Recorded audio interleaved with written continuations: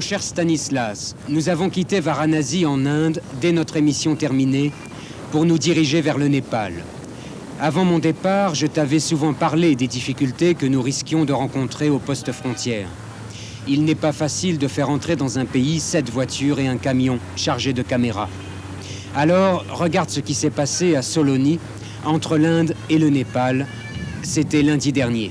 Alors les premiers ennuis commencent dès notre arrivée à la frontière népalaise, puisque l'autorisation officielle n'est pas parvenue au poste de douane. Et pour le moment, nous n'avons aucun contact, ni avec les autorités, ni avec notre avant-courrier, Guy Garibaldi.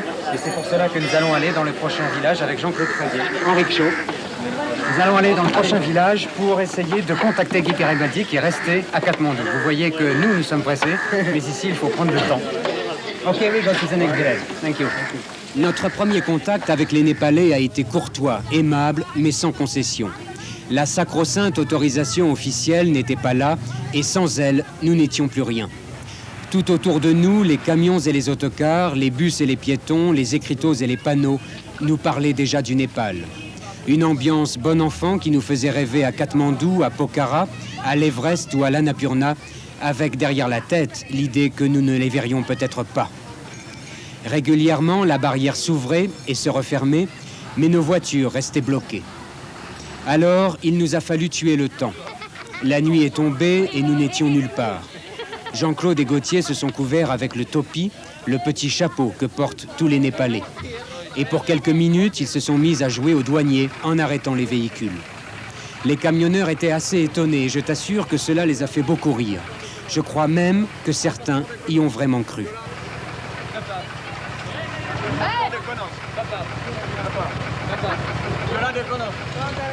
Le lendemain matin, la situation n'était toujours pas débloquée.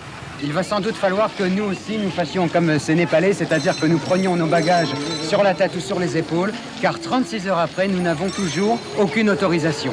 Celle-ci est bien parvenue à Katmandou, les autorités sont au courant de notre arrivée, de notre passage, mais l'autorisation n'est pas arrivée ici, à ce petit poste frontière, à l'entrée du Népal. Nous sommes devenus très amis avec les douaniers. J'ai pris un petit livre au hasard et comme je ne comprenais pas leur écriture, je leur ai affirmé que le texte disait qu'ils devaient nous laisser entrer au Népal. Cela les a fait beaucoup rire, mais la barrière est restée fermée. 36 heures avaient passé et l'autorisation est enfin arrivée, portée par 2 messagers venus de Katmandou. La fouille a été longue et minutieuse, ils ont relevé tous les numéros de moteur et de châssis, inspecter tous nos bagages et l'intérieur des voitures. Souvent, ils avaient l'air assez étonnés par notre projet.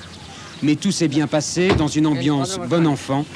Et enfin, le tampon final a été apposé sur nos carnets. La route était ouverte pour foncer sur Katmandou.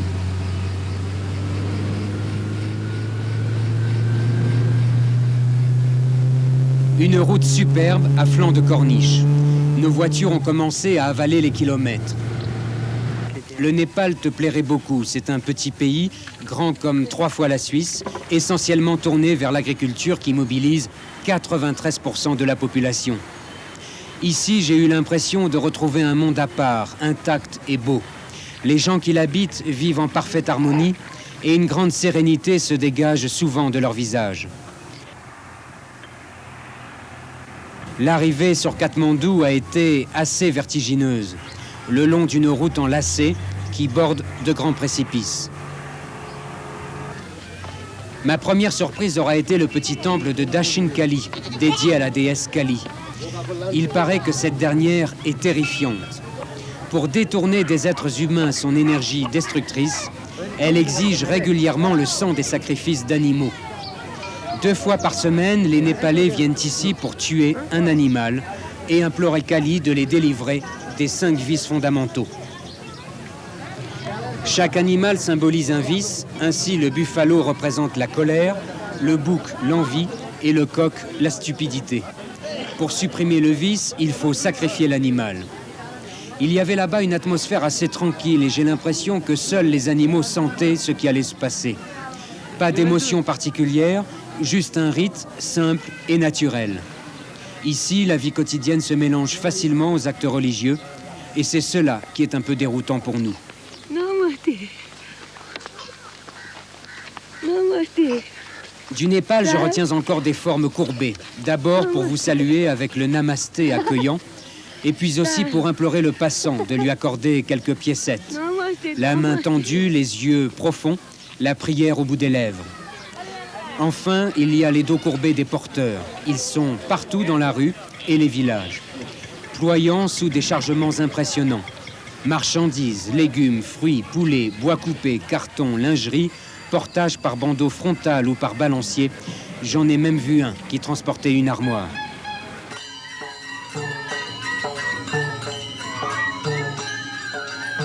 La musique aussi, partout, à Swayambhu, à Bodhnath, à Katmandou, à Pokhara, à Patan.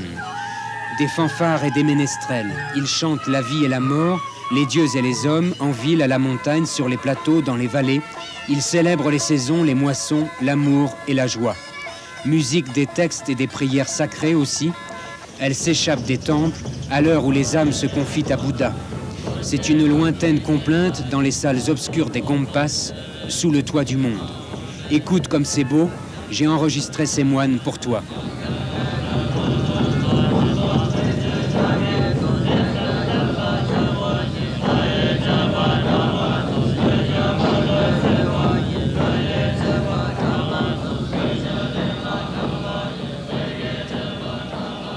Il faut que je te dise encore quelque chose d'important.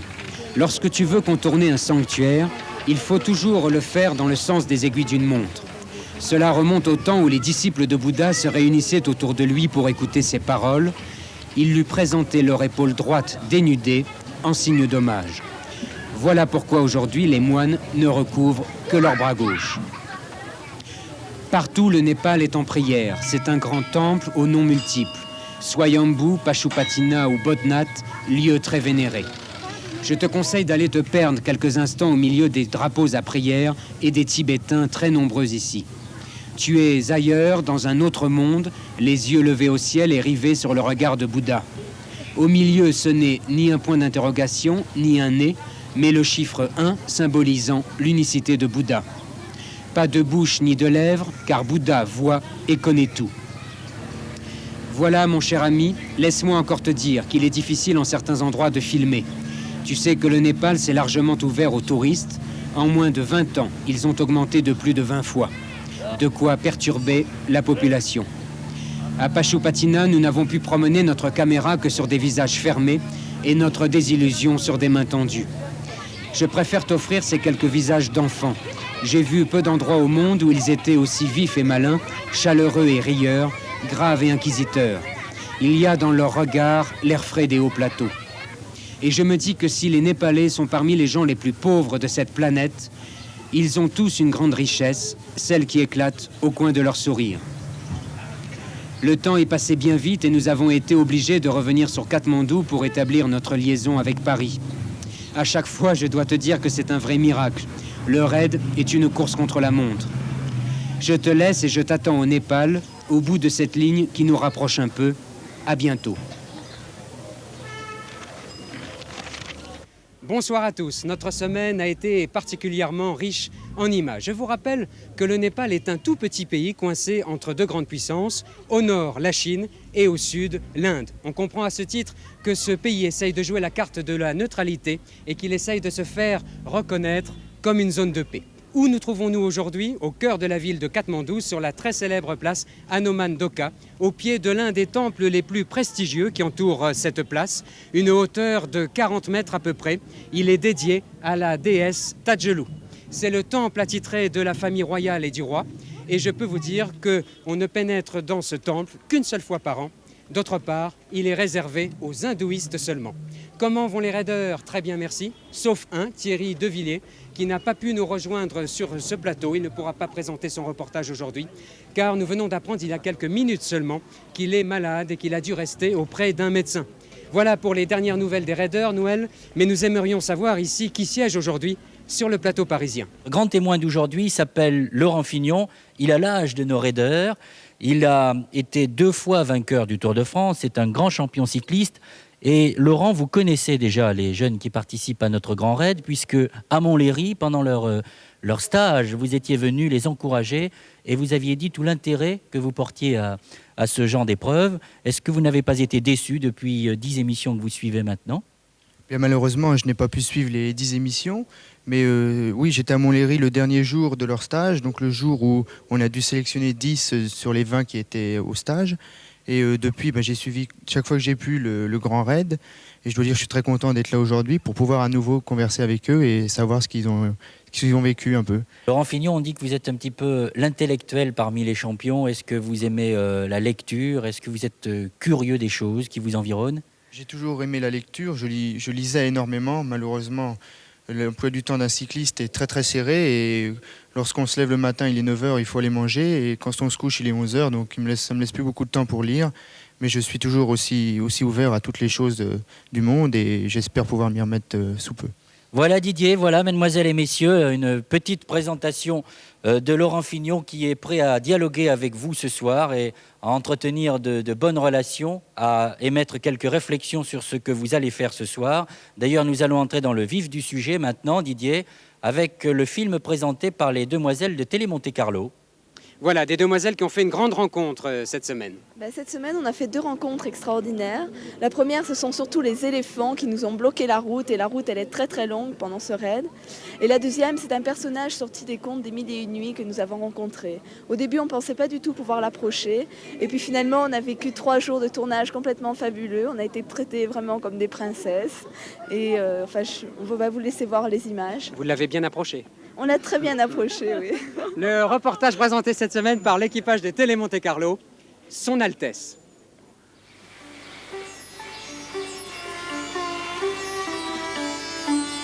Il était une fois le pays des Maharajas. Depuis des siècles, il régnait sur l'Inde, véritables chefs spirituels et politiques du pays. Mais l'histoire s'est écoulée, les pages se sont jaunies, et avec l'indépendance en 1947, les Maharajas ont perdu la reconnaissance de leur titre. On leur supprimait ainsi tout pouvoir politique, les condamnant à disparaître. Pourtant, ils sont toujours présents aujourd'hui. Nous avons rencontré l'un des derniers, l'un des plus riches, l'un des plus connus, Son Altesse Bhawani Singh, Maharaja de Jaipur.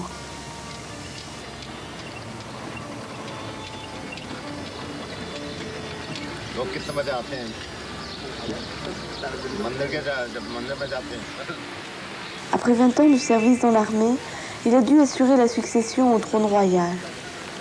Et sa vie s'est soudain transformée. Chef de famille tranquille, il se retrouvait maître de Jaipur et de tous ses territoires. Et même privé de pouvoir politique, le Maharaja a gardé toute son influence.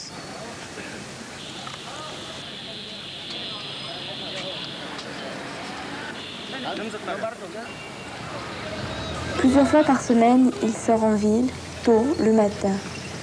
Un test de popularité, pourraient dire certains, mais c'est en fait un bain de foule réclamé et apprécié par tous les habitants de Jaipur. Maharaja is a very good man. He is a very good polo player. He is a very good for women. Dans une Inde qui grandit, mûrit et se développe, cet homme représente pour eux un personnage important, un des piliers de leur société, mais aussi un personnage puissant qui peut les comprendre et surtout les aider.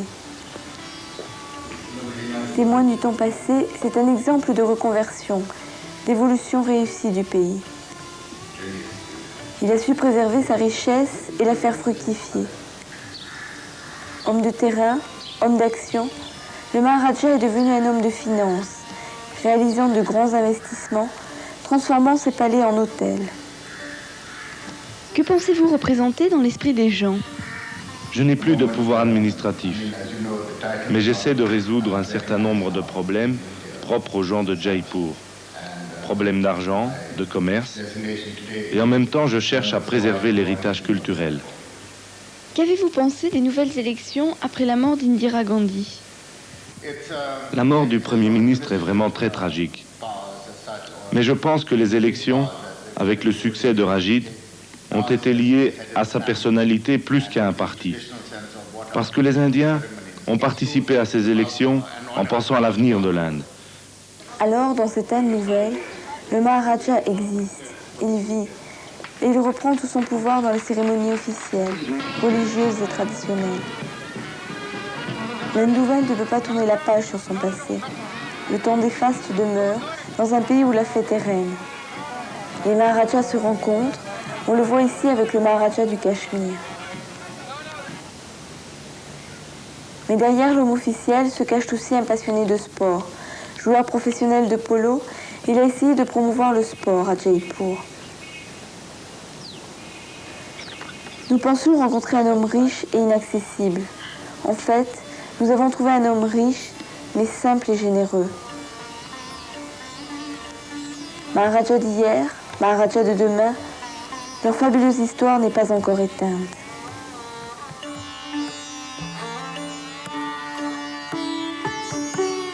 Maharaja d'hier et de demain, aventurier d'aujourd'hui. Question de Laurent Fignon aux demoiselles de Télé Monte Carlo sur leur vie quotidienne, justement. Oui, justement, j'ai été très touché par ce sujet, puisqu'on voit la vie d'un Maharaja, ce qu'on ne connaît pas d'ailleurs, enfin que j'ai jamais vu moi. Mais j'aimerais savoir aussi, justement, par ce sujet, comment elles, ces deux filles, vivent là-bas en Inde, comment elles ont vécu leurs 3 jours de reportage et même leur semaine, par exemple. Oui. Voilà, en général, nous avons une belle tente et alors on s'organise. C'est pendant que l'une monte la tente, l'autre fait la cuisine. Et puis, on a des jerrycans d'eau pour faire notre toilette et puis pour la nourriture. Et puis sinon, on mange local. Alors on choisit bien sûr parce qu'on fait quand même attention à ne pas attraper des petites maladies, mais sinon ça se passe assez bien, quoi. Puis enfin je crois que c'est surtout un travail d'équipe et comme on s'entend très très bien Guylaine et moi, ça se passe très bien. On a écouté avec attention ce que nous ont dit les filles de Télé Monte Carlo et on va procéder à la notation maintenant, d'accord ? Nous vous écoutons. Sophie Eke pour RTL Télévision. Et elles ont bien raison de profiter de leur féminité, en tout cas un sujet qui ne me surprend pas, venant de Guylaine et de Christine, un sujet qui me plaît bien parce que qui n'a pas rêvé des Maharajas lorsqu'on était un petit peu plus jeune. Alors les notes, 5, 4, 5, 8 pour l'appréciation personnelle, un total de 27. Vincent Philippe pour la Suisse romande.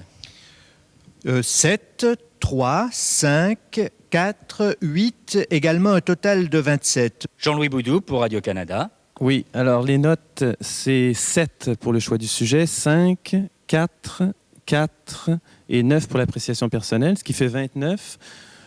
Très rapidement, je dirais que l'idée n'est pas nouvelle, que c'est un peu classique dans le ton, mais ce que j'aime, ce que je trouve intéressant, c'est justement d'avoir suivi, d'être près de ce Maharaja. Michel Danner, qui représente José Sacré, absent cette semaine pour Télé Monte Carlo, ne notera pas, puisqu'il représente les jeunes filles de Télé Monte Carlo. Nous rejoignons Philippe Rochaud pour Antenne 2, qui remplace Bruno Albin. Je rappelle que Philippe Rochaud est grand reporter à Antenne 2 et que justement, figurez-vous, mesdames et messieurs les raiders, il revient d'une série de grands reportages en Inde et en Thaïlande, n'est-ce pas Philippe ? Oui, j'ai d'ailleurs rencontré les équipes de Grand Raid, à la fois à Bhopal, où j'ai vu Robert, le caméraman canadien, et puis j'ai rencontré aussi Didier à Delhi, j'ai pu voir un peu comment ils vivaient, à la fois dans des grands hôtels et sous la tente aussi. Alors pour le reportage sur le Maharaja, je trouve que le choix du sujet est assez banal, mais je trouve qu'il est très bien traité, parce que on le voit dans différentes situations, dans différents costumes, et c'est ça l'important. Donc c'est vraiment un exemple de reportage très journalistique. Donc j'ai mis 7 pour le choix du sujet, 5 pour le traitement, 5 pour la qualité de l'image, 4 pour le son et le commentaire, appréciation personnelle 9 et un total de 30. Et un global de 113 points. C'est pas mal, vous commencez bien, mademoiselle. Alors le deuxième reportage, il nous est présenté par l'équipage SSR, où l'on reparle de Rakam Legume. Et oui, cette fois nous présentons le 3e épisode de la grande série Rakam Legume.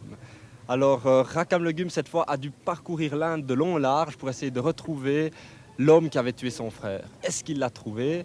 Est-ce qu'il est arrivé à son but? Ça, je vous laisse regarder cette grande aventure. J'aimerais rajouter que la vie d'acteur est assez pénible car Rakam a risqué de mourir hier soir. En effet, il s'est fait mordre la fesse droite par un singe. Oui, j'ai encore une marque, mais je ne vous la montrerai pas. Bon, la prochaine fois, on va garder le suspense. La fiction présentée cette semaine par l'équipage SSR, La vengeance de Rakam Legume. Souvenez-vous, cette chapelle. Un homme y découvrit le cadavre de son frère.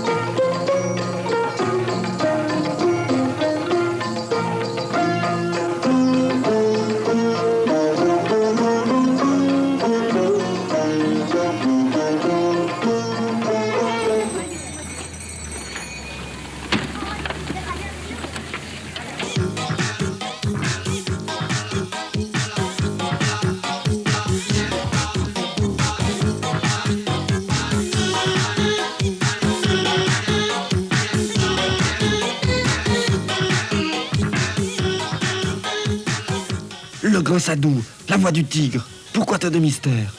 Et cet inconnu au téléphone. Alfio, je te vengerai. À vous tous, trouvez ce mystique, et vite.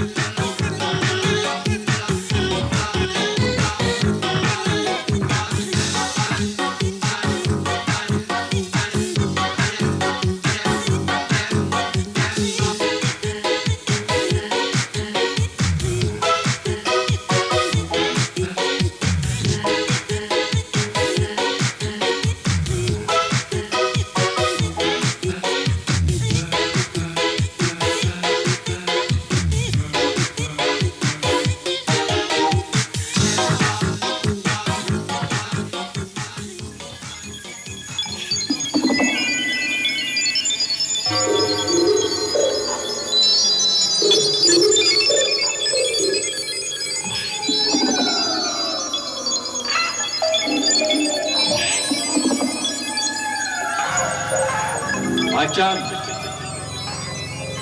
Rakam!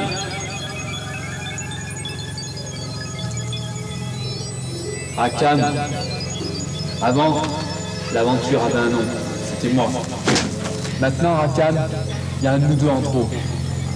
Tu sais que c'est moi qui ai tué ton frère pour que tu viennes ici.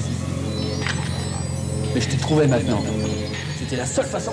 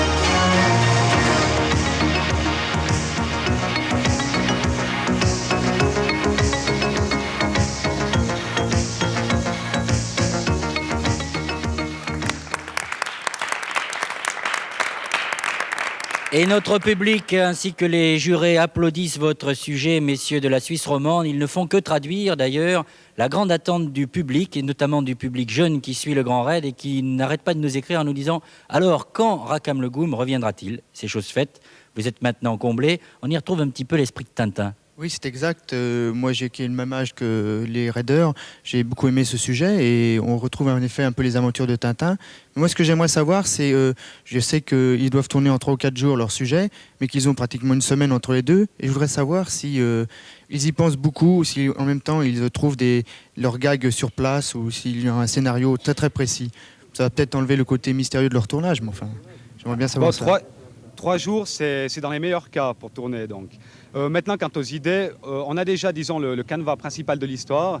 Et c'est en se promenant, on perd, enfin ce n'est pas perdre, mais enfin on se promène toute une journée dans les rues pour voir les endroits qui pourraient bien y aller, les gags visuels que l'on pourrait faire. On consacre une journée pratiquement pour ça avant de prendre la caméra. Voilà, on va vous noter maintenant, messieurs, en commençant par Sophie Eke pour RTL Télévision. Un très bon casting, on est ravis de redécouvrir ces aventures, moi j'aime beaucoup. Alors j'applaudis tout fort. La vengeance de Rakam le Goum, 7, 5, 6, 5, 10, total 33. Jean-Louis Boudou pour Radio-Canada. Eh bien, total de 32, qui commence avec 7, 5, 6, 4 et 10 pour l'appréciation personnelle. Moi, ce que j'aime, c'est qu'en fait, les gags dans le film mettent en relief en fait, des personnages qu'on a dit tout à l'heure, du pays. Michel Danner pour Télé Monte Carlo. Oui, moi je trouve ça plein d'humour, il y a des plans remarquables, et puis ce qui me plaît, c'est que les gens de là-bas participent, ils ont l'air de le faire très volontiers. Je crois que Rackman a encore frappé fort aujourd'hui. Alors voici mes notes, 6, 5, 5, 4, 10, pour un total de 30. Philippe Rochaud pour Antenne 2. Alors moi je n'aime pas vraiment les fictions. En revanche, je trouve que c'est très bien tourné, rien n'y manque, il y a les sorties de champ et c'est remarquablement bien filmé. Alors déjà comme note, j'ai 4, 5, 6, 4, 10, un total de 29. Une fiction qui nous a tout de même permis de découvrir le pays. Un global de 124 points. Didier, c'est à vous pour le 3e film. Alors Philippe, raconte-nous un peu ta semaine. Bon, la traversée des Indes et du Népal, ça a été surtout une très très grande frustration. On traverse un continent comme les Indes en 15 jours et puis il faut faire 2 sujets. On aimerait bien se lancer dans des sujets qui demanderaient plus de temps, tels que... C'est difficile de traverser les Indes en ne touchant pas, par exemple, le problème sikh ou des problèmes vraiment cruciaux. Et puis là, on est obligé de se lancer dans des sujets qui ne sont peut-être pas vraiment de la même importance, mais qu'on essaye de traiter à fond malgré tout. Alors je vous propose cette semaine le sablier du Gange. Voilà, il faut préciser effectivement que nous parcourons une distance moyenne de 1500 km en 6 jours, distance sur laquelle il faut prendre le temps de tourner des reportages. Vous voyez que ce n'est pas si évident que cela. Reportage proposé par Thierry Devillé et Philippe Remakers, le sablier du Gange. Avant, il n'y a rien. Après, il n'y a rien. Il faut que la vie tende à faire se rejoindre ces deux riens. Ici commence ce voyage profond, inutile.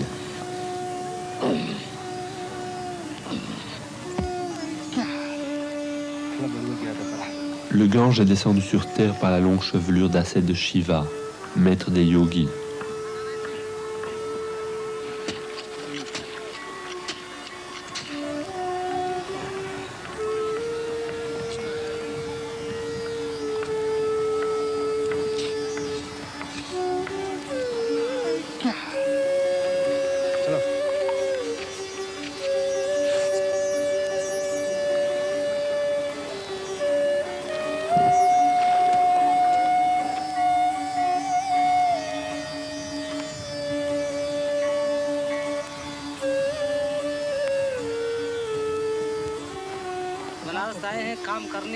Je transporte le sable. Il est déposé ici par le courant. Je le ramène de là où il vient. Face à Bénarès, le Gange forme une longue courbe. Bénarès est comme le front de Shiva, et ce front est raboté depuis des siècles par la demi-lune qu'est le Gange à cet endroit.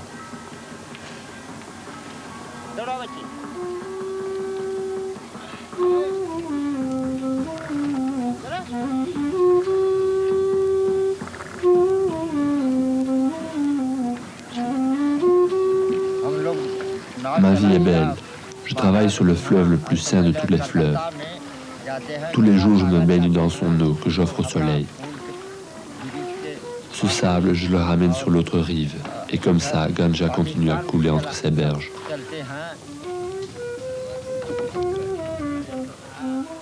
Le capitaine Zhu Tan travaille depuis 50 ans ici. Et sa vie ressemble à ces vies millénaires, sorties tout droit des récits de Marco Polo. Mais le fleuve et le temps continueront à couler, lancés dans le rythme de ces existences inutiles qui se succèdent comme des sabliers à nouveau renversés. Dans longtemps, Ganja vaincra et il creusera le front de Shiva. Il choisira alors une autre route pour rejoindre sa femme, la baie du Bengale. Avant, il n'y a rien. Après, il n'y a rien. Il faut que la vie tende à faire se rejoindre ces deux riens.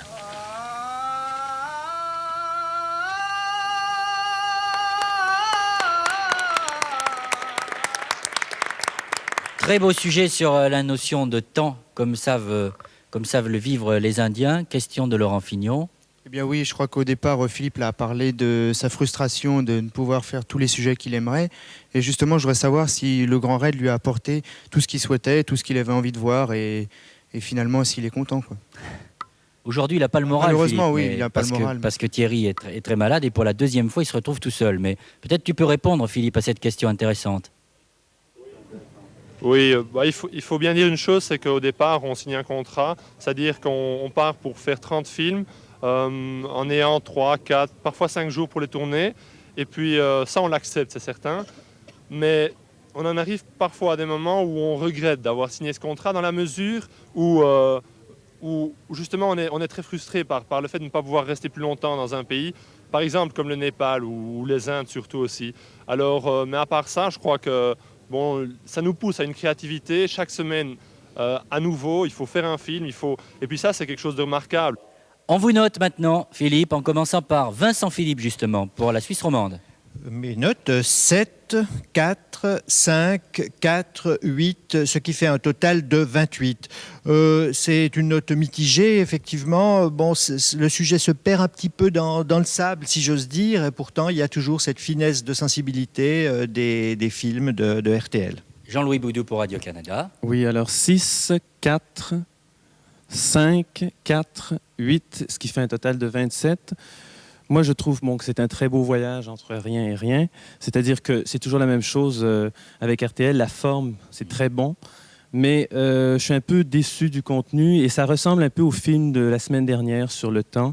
Et je préférais celui de la semaine dernière. Si je m'appelais Raymond Devos, je dirais qu'un rien plus un rien, ça fait quand même un petit quelque chose. Absolument, mais c'est très... Michel Danet, Ponté Monte Carlo. Oui, alors mes notes, 6, 4, 5... 4 et 7 pour un total de 26. Je suis moi aussi un petit peu déçu. Ils ont déjà fait mieux, beaucoup mieux, l'équipe de RTL. C'est un petit peu, comme dirait Laurent Fignon, une étape de transition, je crois, entre deux étapes de montagne. Et puis je souhaite un prompt rétablissement, surtout à Thierry. Oui, comme nous l'a expliqué Philippe, on ne peut pas être très bon tout le jour. Absolument. C'est la règle du jeu. Philippe Rochaud. Non, moi je trouve que sur un lieu assez banal, sur ce Gange, sur Bénarès, ils ont su trouver une idée assez originale avec le thème du temps notamment qui revient. Personnellement, j'ai beaucoup aimé, alors j'ai mis 6, 4, 4, 5, 8, ce qui fait un total de 27. Il faut dire que Philippe Rochaud est un allié objectif parce qu'il est très influencé par la civilisation orientale, n'est-ce pas Philippe? Un total de 108 points. 108 points. Didier, c'est à vous pour le 4e film. Oui, avec Robert Bourgoin et Francis Lévesque pour leur reportage de cette semaine. Alors toi, tu es allé dans une ville qui est placée sous les feux de l'actualité, à Chandigarh. Oui, Chandigarh, sous les feux de l'actualité, mais malheureusement qui est très, très, très terne. Mais par contre, en Inde, il y a tellement de choses fantastiques qui se passent. Par exemple, on voit des fois des animaux, on voit des fois... Parfois, on stationne la voiture pour mieux aller voir à pied. On revient et la voiture a été littéralement prise d'assaut par les gens. C'est complètement fou, presque une émeute. Alors, Chandigarh, c'est un peu comme ça. C'est une ville qui est très, très terne, mais en Inde, il y a tout le temps moyen de trouver quelque part un jardin avec un oiseau rare dedans. Reportage présenté par l'équipage SRC, le jardin inachevé.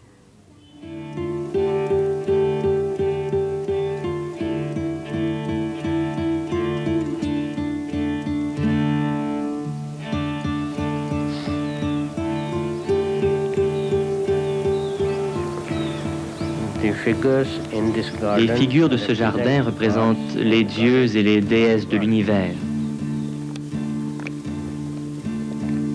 Nekchand a 61 ans. Il a rêvé un jour de construire un royaume pour les dieux et les déesses de l'univers. En 1950, il est ouvrier aux travaux publics. Il a sous la main tous les matériaux pour réaliser son rêve. Des pierres, des débris, des déchets. Et dans chaque pierre, il y a une présence. Il y a de la vie. À l'écart de la ville, il se construit un abri autour duquel il érige son œuvre à l'insu de tous. Ce n'est qu'en 1973 que la municipalité découvre ce qui deviendra une œuvre majeure de l'art indien moderne. Comme en témoigne le professeur Bhatti du département d'architecture de l'université du Punjab. Je pense que le jardin de Nekchand est la plus grande œuvre artistique en Inde depuis le Taj Mahal. Mais pour Nekchand, qu'importe ses considérations. Il n'a jamais reçu ni instruction, ni formation artistique. Son œuvre échappe à toute définition. Il n'a jamais cru qu'un jour les gens verraient son jardin. Il l'a fait pour ses rêves, pour lui. Et à son image, avec humilité et patience, il l'a rempli d'une douce quiétude entourée de mystères. What would it be? Qu'est-ce que ce sera? C'est une figure avec la bouche ouverte. Et puis, il y a du cœur et de l'imagination. Celle-là, elle est neuve. Je l'ai sortie du dépotoir. Vous pouvez les utiliser de toutes sortes de façons.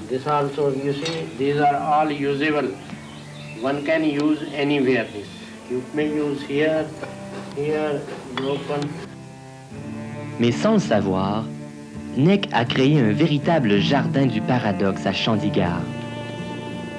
Chandigarh, c'est une capitale construite de toutes pièces à partir de 1950. L'œuvre de l'architecte français Le Corbusier. C'était la ville rêve de Nehru qui disait « Voici les temples de l'Inde moderne. Chandigarh, c'est aujourd'hui une ville froide et rectiligne. Tout y est section, symétrie, division. Le plus bel endroit, vous l'avez deviné, c'est le jardin de Nech Chand. Construit sans plan, dans tous les sens, intuitivement. Construit à un emplacement jugé impropre par les architectes. Construit par un simple ouvrier des travaux publics. Pourtant, il n'aurait sans doute jamais pu être fait ailleurs en Inde. À Chandigarh, il y avait de l'espace, des débris laissés par les constructions et surtout, aucune tradition artistique. Alors, Nick, est-ce que tu as un rêve en tête? Oui. Continuez ce que je fais. Encore et encore. Mais c'est ce que tu fais en ce moment. Mais le faire, c'est autre chose. Les rêves sont toujours pour faire quelque chose de plus. Oui, le rêve continue. Ces statues sont prêtes à être envoyées pour un jardin Nech Chand à Washington. Et avec le gouvernement de Chandigarh, il agrandit son royaume. Il en est l'artiste, l'architecte, l'ingénieur et l'administrateur. Alors, Nick, quand s'arrêtera le travail? When will it be finished, Nick? Il ne s'arrêtera jamais. J'espère. Les temples de l'Inde moderne, c'est encore aux Indiens qu'il appartient de les construire.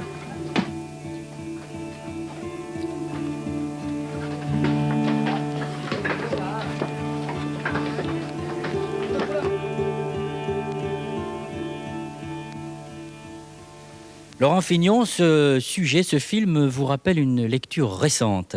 Oui, c'est exact. Récemment, j'ai lu le dernier livre, l'avant-dernier livre de Irène Frein, Le Nabab, et ça m'a rappelé beaucoup de descriptions qu'elle a fait dans son livre. Et d'ailleurs, je suis très content de voir ce film, car l'Inde a quelque chose de mystérieux et on a envie de voir des sujets comme ça. Enfin, en tant que spectateur, moi, j'ai envie de voir ça. Je vois beaucoup moins le côté technique du film et ça m'aurait beaucoup plu de voir des sujets sur les temples, sur le Taj Mahal, par exemple, des choses comme ça. Bien, nous voilà bien informés en tout cas sur Chandigarh. Nous allons vous noter maintenant en commençant par Sophie Eke pour RTL Télévision.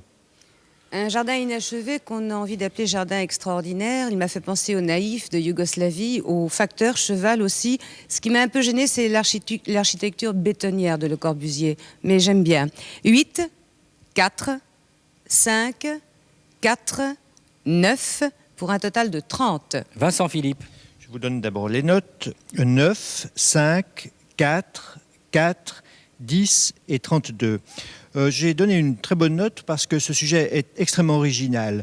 Je regrette un peu que Francis et Robert ne l'aient pas assez exploité au niveau de l'image. On aurait pu faire davantage, mais je pense que c'est un magnifique modèle d'art brut et j'espère que Michel Thévaux, le directeur du musée de l'art brut à Lausanne, que je vous recommande de visiter, connaît ce sujet magnifique. Michel Danner pour Télé Monte Carlo. Oui, mes notes aussi 7, 5, 5, 4 et 8 pour un total de 29. Finalement, il y a des facteurs cheval partout, même aux Indes. Moi, j'ai bien aimé. Je trouve que l'équipe canadienne fait de gros progrès depuis quelques semaines, à moins que ce soit les jurés monégasques qui comprennent mieux le message canadien. Ne tirez pas la couverture à vous comme cela. Philippe Rochaud, qu'avez-vous à nous dire? Moi, j'avais envie de voir ce qu'avait fait Le Corbusier à Chandigarh, mais le peu qu'on en a vu, je préfère voir le jardin que l'équipe canadienne nous a montré, parce que c'est plutôt une architecture glaciale, et je comprends très bien que les habitants de Chandigarh préfèrent leur jardin à l'architecture dans laquelle ils vivent. Comme note, j'ai mis 7, 5, 4, 5, 10, un total de 31. Et un global de 122 points. Eh bien, maintenant, Didier, nous abordons un moment important de ce programme d'aujourd'hui, puisque nous allons présenter le film réalisé par l'équipage d'Antenne 2. Vous savez que depuis 2 semaines, notre équipage d'Antenne 2 est en dernière position. Et si cette semaine, il advient que Laurent Chaumel et Roland Théron sont derniers, eh bien à ce moment-là, le règlement impose qu'ils soient éliminés. Mais il s'est posé un autre problème quant au règlement qui fait que nous n'allons pas être en mesure de vous présenter le sujet qui avait été tourné par Laurent Chaumel, et c'est la raison pour laquelle j'appelle le directeur de la course, Roger Bourgeon, qui est aussi le gardien de ce règlement et qui est chargé pour le Grand Raid de le faire respecter. Alors nous écoutons vos explications, Roger. Oui, c'est pas toujours un rôle fort agréable. J'avais l'espérance de ne jamais avoir à intervenir au niveau réglementaire dans le raid. Malheureusement, cette espérance est déçue. En effet, Laurent et toi, Roland, il faut vous dire que le sujet que nous avons reçu de vous, le dernier sujet que nous avons reçu de vous, présente vraiment une contradiction avec un des articles du règlement, l'article 10.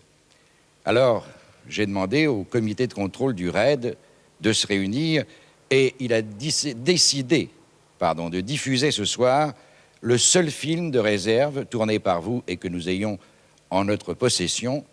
C'est un film qui a été fait, je crois, en Afrique. Est-ce que vous pouvez nous le présenter? Roland. Oui, on peut en dire quelques mots. Donc ce film, d'abord, c'est un film de réserve, ça il faut le savoir. C'est un film qui a été tourné dans les premiers jours qu'on a passé en Afrique du Sud. On venait juste de débarquer de l'avion. Et on est donc parti dans le désert du Sellalberg, pour tourner un film qui est un film de fiction. Et on a complété donc avec des images qu'on a tournées sur la côte. Et je crois qu'il faut dire quand même qu'il y a peut-être des critères d'appréciation qui peuvent être différents. Je veux dire, un film comme ça, de réserve, présenté à côté de 4 autres films qui ont été tournés en Inde et qui racontent tout autre chose. En plus, je crois qu'il y a une évolution dans notre style cinématographique. Enfin, je sais pas, il y a plein de choses. Laurent? Oui, je crois que ce film devrait être regardé peut-être d'un œil différent, parce que c'est le premier film qu'on a fait. Et effectivement, il pourrait paraître un petit peu anachronique ici, quoi. Le film présenté... Oui, Noël?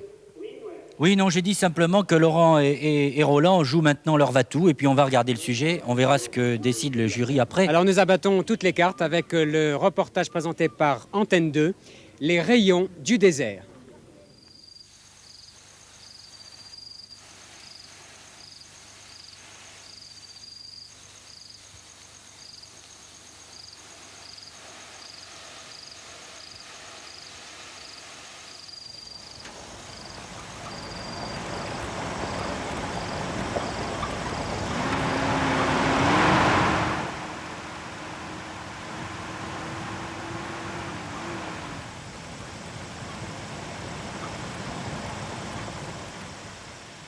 Il ne savait pas exactement où il allait.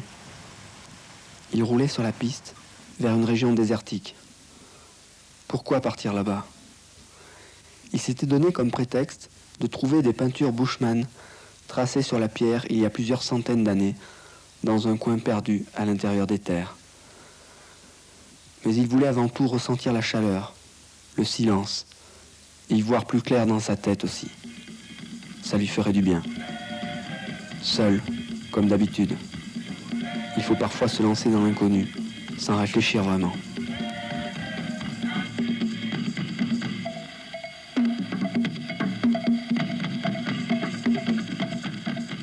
Entre elle et lui, il y a un monde. Elle a un caractère très fort, pas du genre à laisser passer, plutôt très expressive. Certaines choses qu'il fait, elle ne le comprend pas. Ça la fait rire. Ou alors elle se met en colère et ne veut pas le supporter. Ils ont parfois des difficultés à se parler. Par exemple, elle ne sait même pas qu'il a pris la voiture aujourd'hui. Mais pourtant, il y a une sorte de confiance entre eux, jusqu'à une certaine limite. Elle se demande jusqu'où ça peut aller avec lui. Leur vie ensemble ne veut pas se construire comme ça, sans quelques bases communes. Un jour, il lui a dit « Il faut me faire confiance ». Elle n'a rien répondu. Elle ne sait rien de ce qu'il vit. Elle a juste le sentiment que tout cela va s'arrêter un jour.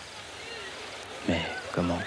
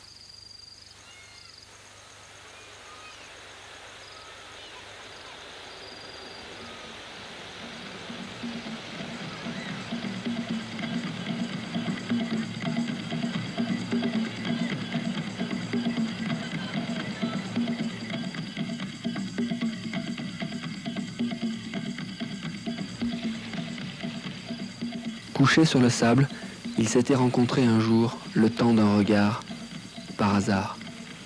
Le désert fait bien les choses.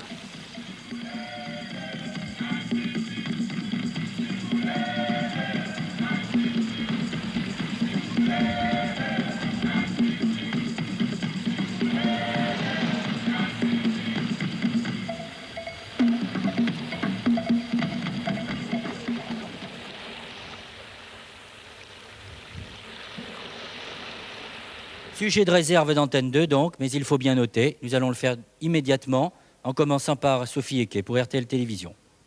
C'est très dur. Je donne mes notes. 5, 3, 5, 3, 6, pour un total de 22. Vincent Philippe. 5, 3, 4, 3, 5, pour un total de 20. Je n'ai pas grand-chose à en dire, ça me laisse l'impression d'un film publicitaire qui passe et qu'on oublie. Jean-Louis Boudou, jugement très dur de Vincent Philippe, très très dur. 4, 3, 5, 3 et 6 pour un total de 21. Je ne trouve pas ça facile, mais on a le film à juger. Michel Danner pour Télé Monte Carlo. Oui, c'est un petit peu le même son de cloche. 4, 3, 5, 4 et 6 pour un total de 22. Je crois qu'il est difficile de noter plus fort. Philippe Rochaud est épargné puisqu'il représente Antenne 2. Et en l'occurrence, il a de la chance, il faut bien le dire, parce que ce n'est pas facile. Alors, nous sommes à un total de 85 points. Il faut demander à Didier qu'il ajoute les points de bonification de manière à avoir une idée du classement hebdomadaire. Alors déjà, on peut savoir que notre équipage d'Antenne 2 est en très mauvaise posture. On vous écoute, Didier, tout de même, pour avoir les points de bonification. Oui, c'est très simple. Aujourd'hui, Noël, un parcours de 600 km à peu près. Tout le monde est arrivé à l'heure et les voitures sont en bon état, ce qui fait 25 points pour l'ensemble des équipages. Eh bien, voici venu le moment le plus difficile de cette émission. Depuis le début de notre grand raid, je vous livre tel qu'il est le classement hebdomadaire. Il s'établit comme suit.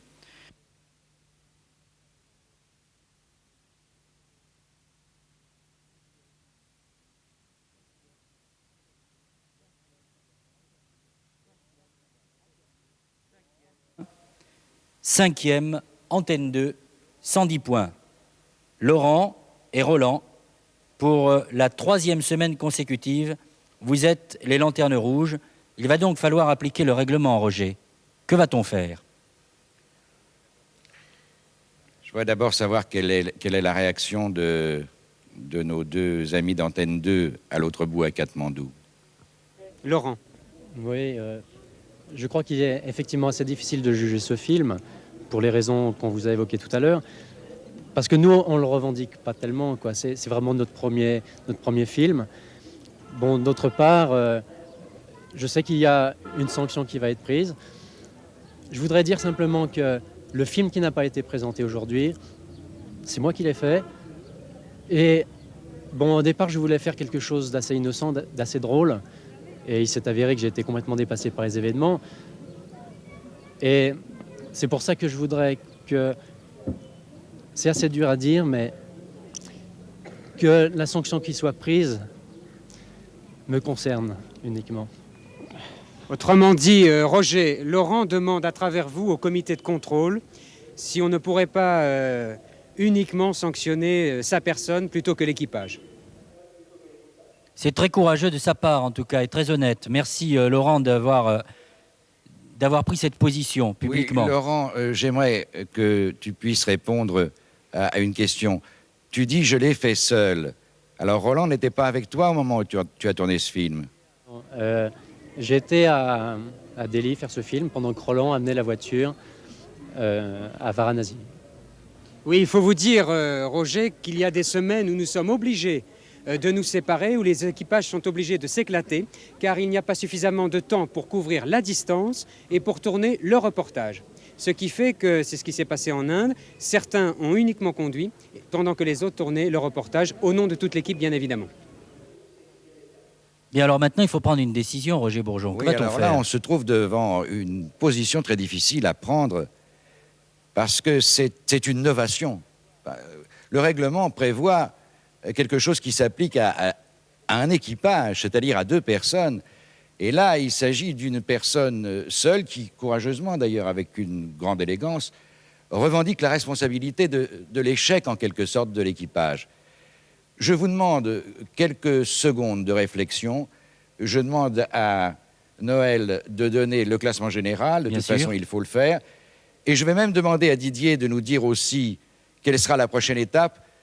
Je ne reprendrai la parole, si vous le permettez, qu'à la fin même du programme. Bien, on laisse le temps de la réflexion à Roger Bourgeon et on procède au classement général maintenant qui s'établit comme suit. Premier, RTL avec 1505 points. Deuxième, TMC. Troisième, la Suisse romande. Quatrième, Radio-Canada. Et cinquième, Antenne 2.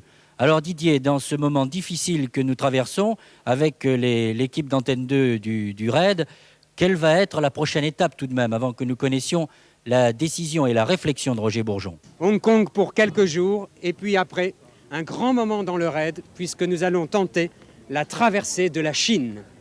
Roger Bourgeon, avez-vous pris une décision à Paris? Pour le moment, c'est très clair. Les 2 candidats Antenne 2 ont été amenés à présenter un film de réserve. Ce film de réserve est arrivé dernier. Pour la 3e semaine, ils sont derniers. Ils sont éliminés tous les 2.